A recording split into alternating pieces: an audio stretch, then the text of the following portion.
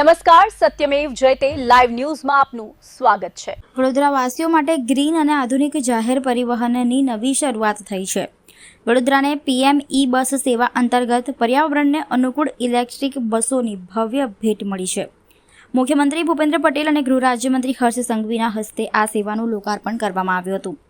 પ્રદૂષણ મુક્ત અને અદ્યતન સુવિધાઓથી સજ્જ આ ઇલેક્ટ્રિક બસો હવે વડોદરાના વિવિધ માર્ગો પર દોડશે, જેના કારણે શહેરના મુસાફરોને વધુ આરામદાયક, સુરક્ષિત અને સુવિધાજનક મુસાફરીનો લાભ મળશે।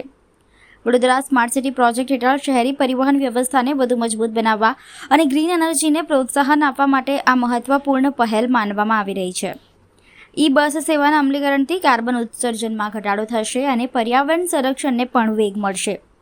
આ પ્રસંગે મુખ્યમંત્રી ભૂપેન્દ્ર પટેલે જણાવ્યું હતું કે ગુજરાત રાજ્ય ગ્રીન અને ક્લીન એનર્જીના ઉપયોગમાં દેશભરમાં અગ્રેસર રહ્યું છે અને ભવિષ્યમાં પણ પર્યાવરણલક્ષી વિકાસને પ્રાથમિકતા આપવામાં આવશે। નવી ઈ બસ સેવા શરૂ થતાં વડોદરાના શહેરી પરિવહન ક્ષેત્રે આધુનિક અને હરિત યુગની શરૂઆત થઈ હોવાનું માનવામાં આવી રહ્યું છે।